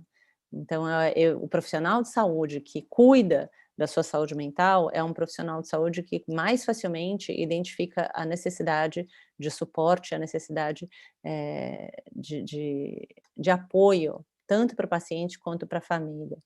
E ao reconhecer suas limitações, ao ter humildade, se reconhecer humano, ele pode olhar para o paciente e para a família e fazer uma solicitação de acompanhamento psicoterapêutico para eles, sem aquele tom de você não está dando conta, acho que é melhor chamar um psicólogo. Que é o tipo da fala que já desencoraja qualquer um a ir procurar um psicólogo. É tipo, nossa, estou falhando, logo, não estou dando conta, logo preciso que alguém me ajude, porque eu não sou bom o bastante em dar conta da minha vida. Quando não é disso que a gente está falando, né? Então, quando a gente entra em contato com a nossa compaixão, com a nossa possibilidade de ter saúde mental e a importância disso, a gente valoriza isso para o paciente e para a família também. E para os colegas, né? A gente valoriza isso para os colegas também.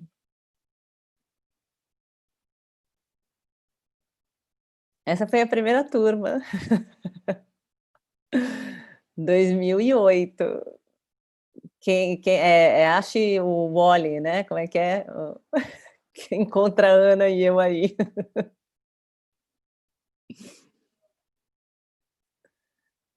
Cadê? Você está no mudo.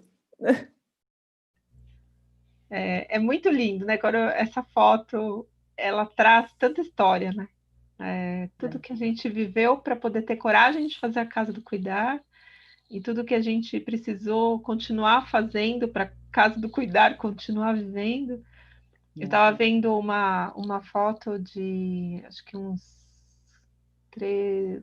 6 anos atrás, 7 anos atrás, que a gente tinha 11 alunos. Uhum.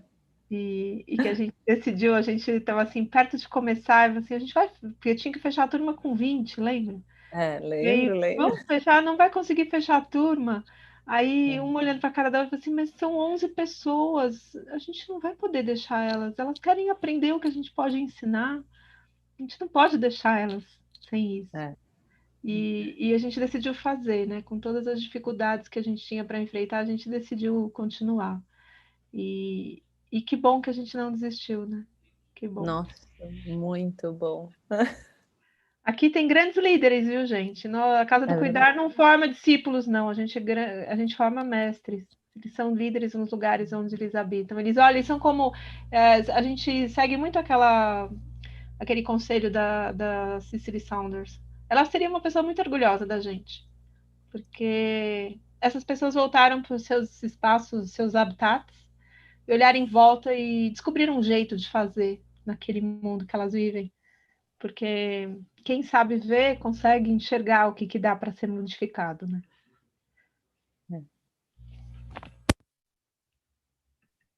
Eu espero que o profissional de saúde que vai cuidar de mim até o último momento me enxergue além do câncer.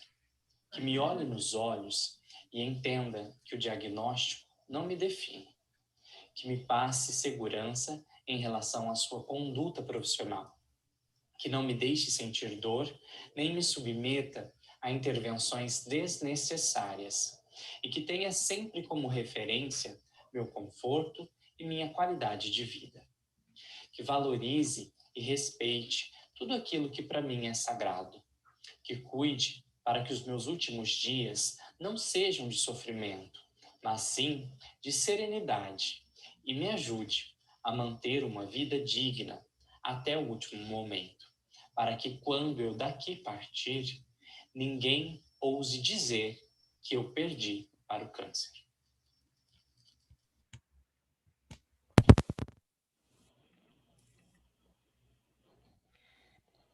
E a gente vai finalizando aqui, né? Para quem não se importa, se você conhecer alguém que não se importa, a gente precisa dizer para vocês que a estatística vai ser uma experiência inesquecível quando você for um número dela. Nunca é tarde demais para se envolver. Então, se você acha que pode ser esse o momento, se envolva. Eu tenho certeza que ninguém se arrepende de aprender mais sobre como cuidar. Então, para seguir reaprendendo, comunico a todos que hoje, no Dia Internacional de Cuidados Paliativos, a Casa do Cuidar lança as inscrições, abre as inscrições para o curso de 2021, que vai ser no modelo semipresencial. O primeiro semestre nós vamos fazer online, como está acontecendo nesse momento. É um online síncrono, ou seja, ao vivo. A gente tem o formato EAD, que é assíncrono, que as pessoas podem assistir às aulas gravadas e ter encontros ao final de cada módulo, um encontro ao vivo. E esse modelo, que é inédito na nossa história, mas que eu acredito que vai ser imperdível em 2021, semipresencial. A partir de agosto, a gente libera as datas para entrada na Casa do Cuidar, mediante comprovação de carteirinha de vacinação. E aí a gente se encontra para os abraços que foram adiados. Para aquelas pessoas que desejarem sustentar o formato online, as aulas serão transmitidas ao vivo durante todo o curso. Essa nossa casa, gente, contém muita esperança, viu? Essa daqui é uma parte do grupo que coordena essas ações todas e que nos auxilia a fazer com que esse conhecimento chegue ao maior número possível de profissionais de saúde no nosso país. Muito obrigada pelo tempo de vocês. E agora a gente está aberta às perguntas.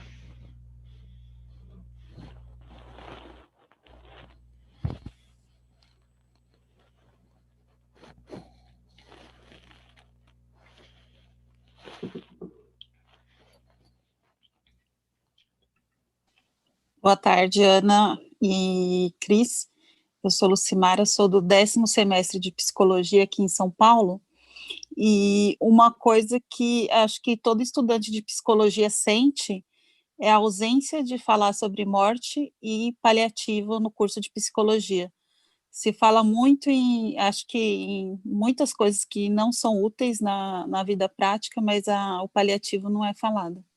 Nem a morte, o luto, como lidar com isso. E mesmo na clínica, nos estágios, a gente já tem que ir pronto para encarar esses desafios, mas não é preparado minimamente para lidar com eles.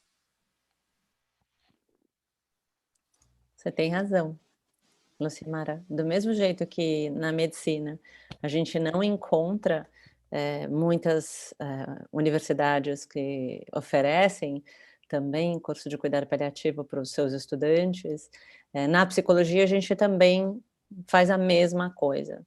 A gente evita, né, o que é uma ironia, nós como psicólogos evitarmos olhar para essa questão existencial tão óbvia, né, que é todos nós vamos morrer. Então, você tem toda a razão. E mesmo antes de conhecer o paliativo, até antes de entrar na faculdade, eu tinha uma inquietação comigo, porque que as pessoas a gente sempre tem muita gente que tem câncer e morre de câncer ao nosso redor, e por que essas pessoas sofriam tanto até o final?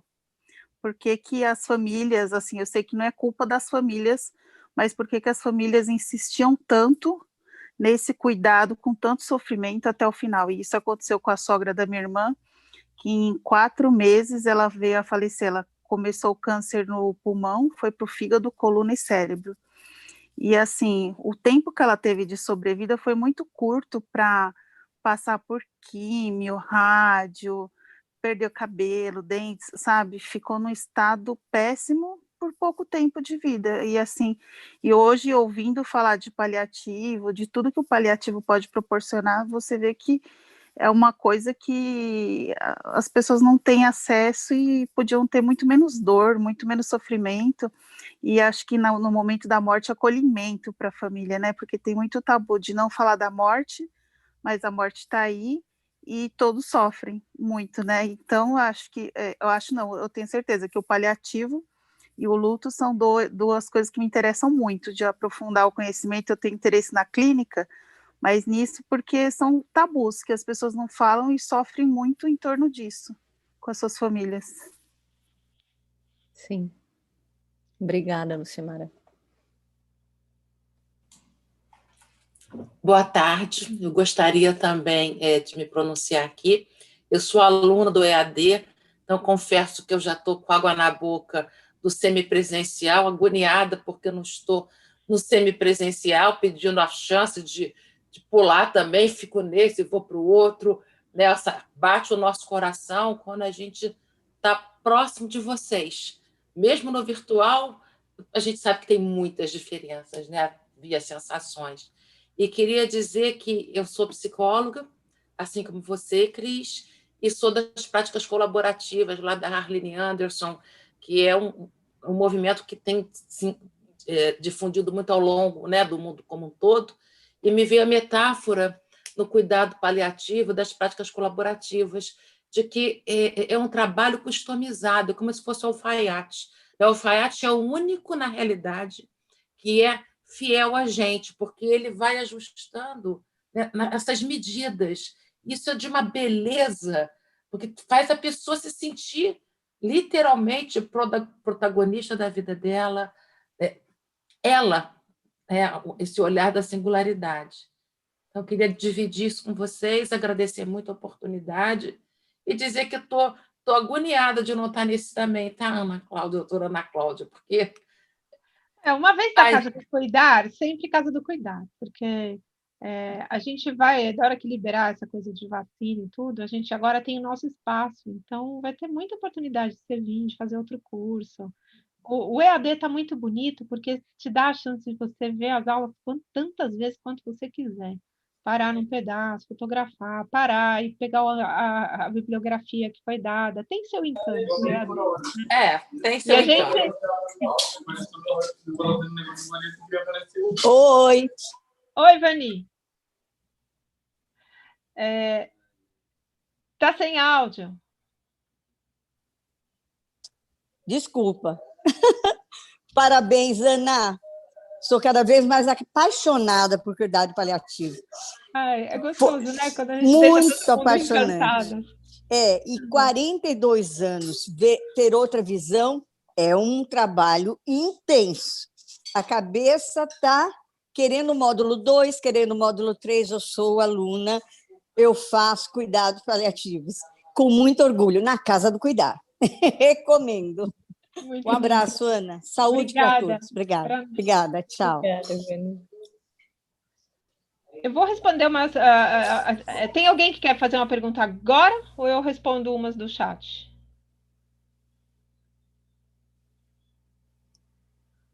Vou para o chat. Responde do chat, né? A Luciana perguntou se essas pessoas de 2008 continuam fazendo cuidados paliativos. A cuidado paliativo, quando a gente faz o aprendizado no modo Casa do Cuidar, acaba se tornando um estilo de vida das pessoas. Então, é um modo de estar no mundo, esse aprendizado.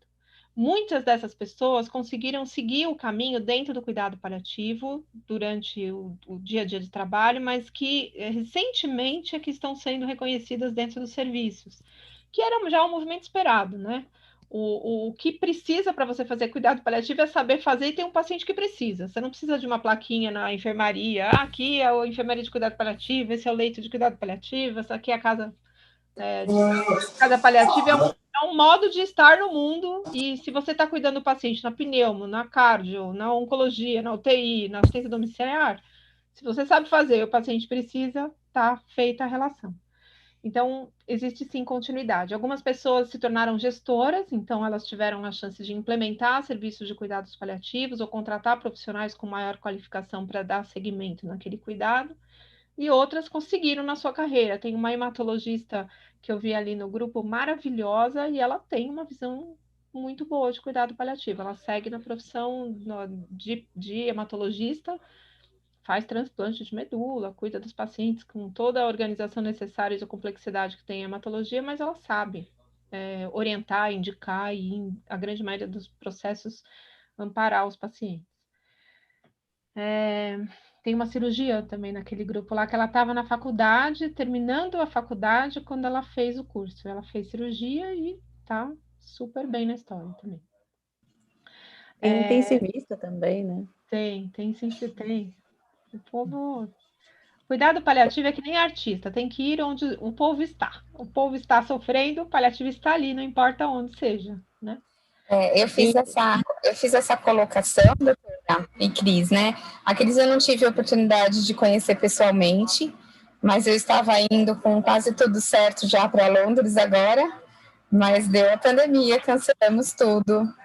E vai ficar para a próxima vez, próxima oportunidade, né, Cris? Está na lista de espera. A gente estava na lista de espera, já tinha conversado com você. Mas por que eu perguntei isso, né? Porque hoje, eu como fisioterapeuta, eu tenho muitos colegas que se formaram comigo há 20 anos atrás e que, ao a gente se reencontrar, muitos estão muito bem na fisioterapia, alguns como gestores, né? E outros abandonaram totalmente a fisioterapia, tentaram se engajar em outra faculdade, em outra área também abandonaram. E aí vem aquela minha dúvida, né? Eu nunca tive dúvida, na verdade, de querer ser outra coisa que não fosse ser fisioterapeuta. Já fui questionada por muitos pacientes por que não fiz medicina, porque eu gosto de ser fisioterapeuta, né? Então, por isso que foi essa a minha pergunta. Eu não pretendo, porque eu acho que mesmo fora dos cuidados paliativos, o ato de cuidar, de você estar lidando com o paciente, já é um cuidado paliativo. Então, por isso que eu fiz essa colocação aí. Mas eu agradeço. E cada dia, nessa pandemia, a gente está mais, eu estou muito mais próxima a todos vocês, fazendo todos os cursos, né, doutora? Que delícia. Daqui a pouco a gente está em burnout só de curso. Não, aí não pode. Não pode. Aí precisa descansar. A gente tem um amigo muito amado, o Leonardo Consolim, Lu, que ele fala assim, paliativo é só um sobrenome, o que a gente faz é cuidar. Perguntas aqui do chat ainda. O que é a Casa Paliativa e qual a relação com a Casa do Cuidar? A Casa do Cuidar é uma instituição, uma organização social civil de interesse público, como o CIP, que tem como os pilares o cuidando de quem cuida, o ensino de cuidados paliativos, a consultoria para a implantação de novos serviços e assistência a pacientes. E essa assistência a pacientes, até o ano passado, era feita pontualmente nos consultórios de cada um de nós ou na casa dos pacientes, dos profissionais formados pela Casa do Cuidar, que são voluntários para fazer essa assistência. E agora, em 2020, nós temos a sede da Casa do Cuidar. E aí, por termos a sede, nós abrimos a Casa Paliativa, que está dentro desse momento Casa do Cuidar, adote um paciente, né, que é o suporte de pacientes. E a Casa Paliativa existe nesse modo online, e o que trouxe uma grande inclusão de pessoas, porque gente do Brasil inteiro participa. Todos os vídeos que vocês assistiram, a gente recebeu muitos vídeos, a gente não teria tempo de passar todos, mas a gente vai passar todos ao longo desse mês, em todos os eventos que nós vamos promover pela Casa Paliativa. Nós temos esses pacientes. É um grupo fechado no Facebook, só para pacientes e familiares. A gente está com mais de 1.000 agora, né, Mari? Mais de 1.000 pessoas já. E agora a gente vai poder fazer as ações presenciais quando a gente passar a pandemia. Vai ter o espaço da Casa Paliativa para as oficinas, enfim, aprendizado, aulas, que a gente também vai dar continuidade por internet, né, pela via online. O país que tem mais acesso a cuidados paliativos é a Inglaterra, seguido de Canadá, Estados Unidos, Austrália. E a gente está bem, mas não tão bem também, né? Que era uma coisa que a gente estava comentando. É muito Desafio em difícil, qualquer lugar. porque cuidado paliativo aqui 70% é patrocinado pela filantropia. Então, todos os hospices ingleses recebem 30% do dinheiro que eles precisam para manter via governo, e os outros 70% é via filantropia. Então, é muito difícil sustentar os hospices aqui também. Mas tem mais, né? Já está bem mais divulgado, já tem bem mais acesso, e é uma política pública. Então, quando você tem uma doença grave, progressiva e sem possibilidade terapêutica de cura, você automaticamente é referido para cuidado paliativo. Tinha uma pessoa que comentou, né, que a reação contra o uso da morfina não é somente dos médicos, mas da família dos pacientes, dos próprios pacientes que têm medo da medicação e medo da dependência. Mas a educação começa pelo médico. Porque se o médico é que nem a comadre da esquina, ele, da vizinha, que tem medo de morfina, ele não vai prescrever, e se ele prescrever, a pessoa vai na farmácia e o farmacêutico diz, mas isso vicia, você vai tomar? Então, quando você está com dor, se você tiver alguém que prescreva morfina, você tem que estar bem assessorado de informação. Porque você vai ter que fazer educação continuada de todas as pessoas que estão envolvidas no processo do seu remédio. Entendeu? Desde o médico até o farmacêutico e depois sua família. Então, quem tem medo da dependência deveria ter mais medo da sua ignorância. Porque você fala assim, vai ficar viciado, você devia se viciar em estudar. Porque não tem essa de ficar viciado. Menos do que 0,4% das pessoas ficam viciadas com morfina. Por quê? Por que podem ficar? Se elas tiverem histórico de adicção pregresso. Então, se a pessoa já usava álcool, já usava tabaco, já usava drogas antes, aumenta o risco dela ficar adicta? Aumenta. Mas é melhor que a gente tenha que tratar a adicção do que a gente ter que enterrar uma pessoa que infartou de dor. Concorda? A gente sabe tratar a adicção. Então, se acontecer que caiu assim, vai cair um raio na sua cabeça, é muito raro acontecer, mas caiu na sua. Aí a gente tem como cuidar disso. E muitas vezes as pessoas com câncer avançado não vai dar tempo de ficar viciada, entendeu? A pessoa ela não pode infartar de dor. O que acontece com muitos idosos é morrer de doença cardíaca por causa da dor que ele está sentindo, porque não é tratada a dor. A dor, o sofrimento abrevia a vida, não é normal ter dor. Então, só pela educação mesmo. Deixa eu ver aqui mais alguma coisa. A diferença de cuidados paliativos e tanatologia. Tanatologia é o estudo da morte. A gente se ocupa em cuidar das pessoas enquanto elas estão vivas, né? Existe um estudo específico da tanatologia que está inserido dentro do cuidado paliativo, mas a gente ultrapassa um pouco as fronteiras da filosofia, né? A gente entra no modo prático mesmo. Quando eu conto as histórias dos meus pacientes, às vezes, teve uma vez que eu contei a história de um paciente meu, e aí todo mundo falou assim, mas isso é Nietzsche. Eu falei, não, meu bem, é Francisco. É de verdade. Se o Nietzsche pensou alguma coisa parecida, que bom para ele, né? Mas o Francisco aprendeu o que Nietzsche diz na pele dele, nos ossos dele, no dia a dia dele. Que bom, felizes aqueles que aprendem a filosofia na sua verdade experimentada, não na filosofada. É isso que a gente lida dentro do cuidado paliativo. Né?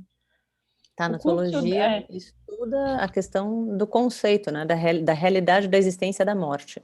Mas cuidado paliativo cuida da vida até o momento da morte. Então, são duas coisas complementam. Elas são complementares, mas não são iguais. Tá? Bem diferente.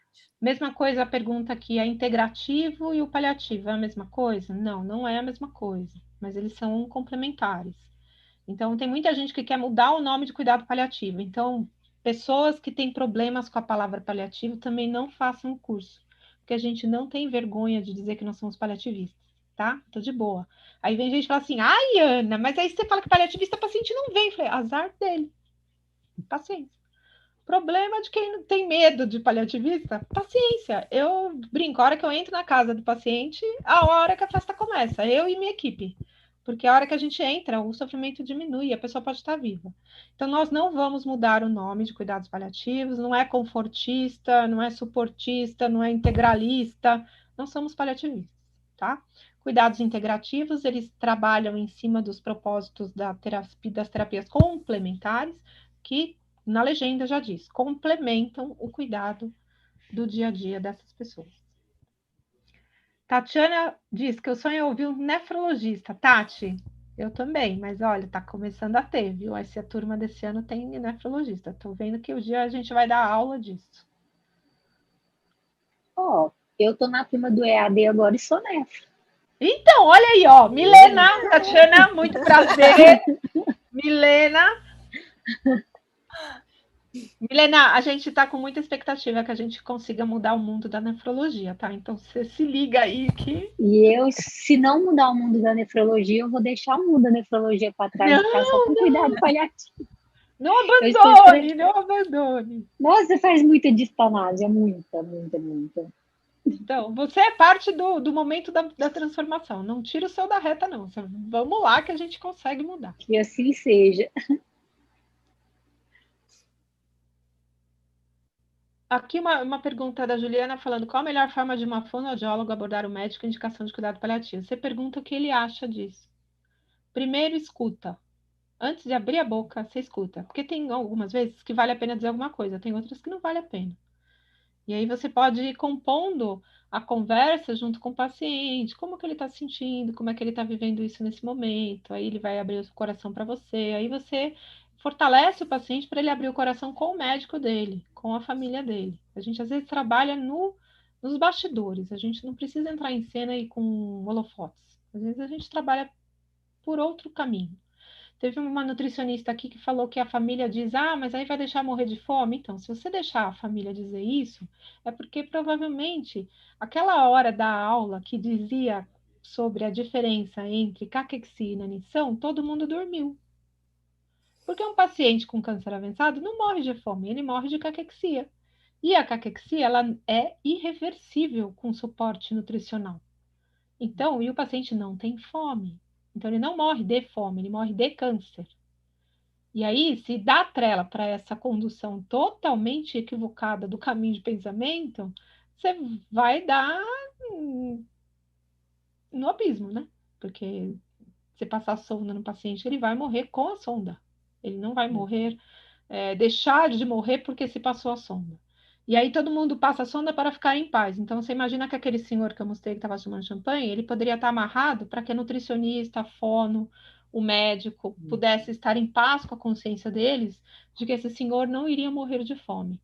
E esses 3 cidadãos dormiram na aula, ou nunca estudaram sequer a diferença entre inanição e caquexia. Então, por isso que eu digo que cuidado paliativo não é uma questão de bom senso. Você tem que ter conhecimento, você tem que estudar. Aí, quando você estuda, você consegue explicar para a família que o paciente não tem fome, que alimentá-lo é aumentar o gasto de energia para digerir um alimento que ele não vai poder usufruir do benefício. E que aquela energia que ele gasta fazendo digestão, ele podia ofertar para a família em forma de presença, em forma de amor, em forma de vida, entendeu? Ele não gasta energia fazendo digestão de dieta. Enfim, algo mais? Faça um curso. Mas... Tem perguntas no chat do YouTube. Posso fazer? Pode. Tem uma que está perguntando se paciente em estado vegetativo, como seria o cuidados paliativos? Se é só o médico que indica atenção paliativista? E como abordar a espiritualidade com paciente ateu? O paciente em estado vegetativo permanente é um paciente que se beneficia de ações paliativas. Ele vai ser cuidado como um paciente crônico, isso é diferente de cuidado paliativo.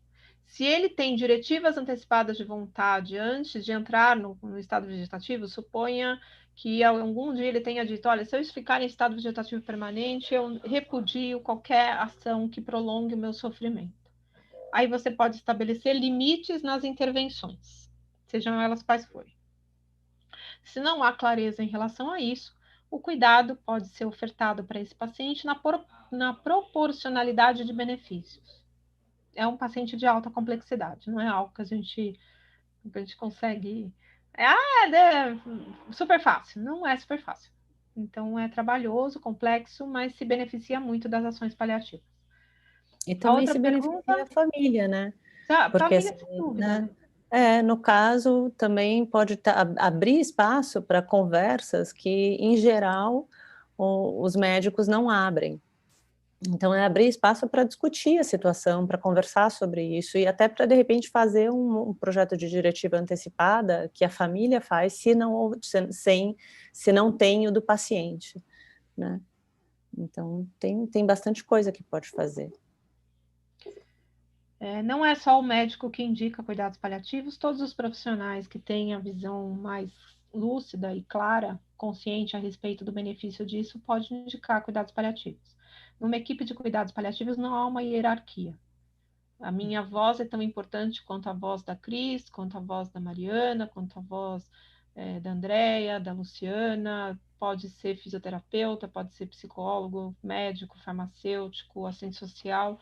Todos os olhares e saberes são valiosos para nós quando a gente trabalha em equipe, porque aí a gente tem mais chance de acertar a mão na avaliação e no cuidado do paciente. E se ninguém recomenda, o pedido do paciente e o pedido da família é soberano. Então, se médico nenhum falou nada, se o psicólogo não falou nada, se a enfermeira não falou nada, você como paciente e você como família pode pedir. Pode falar, olha, tem cuidado paliativo aqui, eu quero receber cuidado paliativo. Ou se você me indica alguém, existe alguém que eu posso procurar? E qual que era a última pergunta, Mari, que eu esqueci? Como endereçar a questão da espiritualidade para o paciente ateu? Eu penso que assim, também não é uma pergunta fácil de responder. No mercado, só para comprar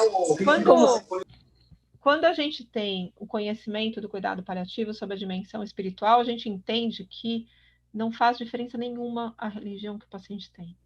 Se a gente tem medo do paciente ateu, é porque nós temos problemas com o ateísmo dele. E o paciente ateu, na minha opinião, é o filho favorito de Deus. Porque é o cara que não reclama de nada, não fica pedindo, não fica repetindo, não fica gritando, não terceiriza as decisões, nem as consequências dos seus próprios atos, não fica achando que está pagando ou vai pagar mais tarde. É uma pessoa que está totalmente conectada com a espiritualidade da vida que está sendo vivida. Existe amor, existe integridade, existe lealdade, como todas as experiências humanas verdadeiras. Então, o conceito de religião é algo que mais atrapalha do que auxilia. Então, é melhor que a gente se conecte com a abordagem do sofrimento espiritual, como que a gente avalia, como é que a gente conduz, como é que a gente entende a dimensão espiritual de cada pessoa, não colocando a amarra, a gente não pode restringir, tipo amarrar o paciente, né, num conteúdo de religião, que a gente não conhece, e que a gente acha que o do outro é o errado e o nosso é o certo. Então, essa é outra pessoa também que não se beneficia de fazer o curso de cuidado paliativo. Você acha que só o seu caminho é o certo, continue nele, divirta-se, vá em paz. Porque a gente partilha da ideia de que todos têm o direito de escolher seu caminho e que nós vamos acompanhar essas pessoas e respeitando a crença de cada uma delas. E também é muito fácil quando você faz a avaliação do paciente e pedem para falar sobre, você tem que avaliar a espiritualidade dele. E aí você vai lá e fala, qual é a sua religião? Você tem uma religião? E ele vai falar, não. Aí você vai lá assim, não tenho nada para fazer nessa dimensão espiritual porque o cara não tem religião. Não, tem muito a se fazer aí, né? Então, é pensar que a dimensão espiritual está dentro da percepção de crença da existência, de significado de existência. E aí você deixa de pensar em espiritualidade igual religião e pensar espiritualidade igual sentido de vida. E aí tem muita coisa para explorar. Então, um ateu, ele encaixa perfeitamente no processo de suporte para a espiritualidade. Ele não encaixa num suporte religioso, mas da espiritualidade, sim. E se vocês não leram o último livro do Oliver Sacks, ele fala, o livro chama Gratidão, e ele é de uma família religiosa, judaica, só que ele, ao longo da vida dele, vai se desconectando da religião judaica. E esse último livro ele escreve sobre a vivência de morte dele. É um livro lindíssimo, e ele termina o livro, eu vou dar spoiler total, mas é um spoiler que não faz a menor diferença em relação a você ler o livro ou não, porque o livro é todo maravilhoso, mas ele termina o livro, um cara que está totalmente distante da visão, da percepção religiosa da vida, falando de religião, porque a raiz dele é essa, e eu achei isso muito significativo. que ele fala de que talvez ele estivesse chegando ao 7º dia, e que ele, ao se perceber perto do 7º dia, ele pensa, nossa, que bom que eu vivi, e é isso que faz sentido para mim, a minha existência, e eu posso descansar em paz. Não porque eu sei que eu vou me encontrar com Deus, ou é porque eu vivi bem o que eu tinha que viver. Então, sim, tem muita coisa para a gente explorar na dimensão espiritual para o ateu. Então, acho que a gente finaliza, demos aí 2 horas de encontro, e espero ver vocês em breve. Quem é do EAD, a gente vai se encontrar terça que vem. Obrigada. Muito obrigada. Obrigada.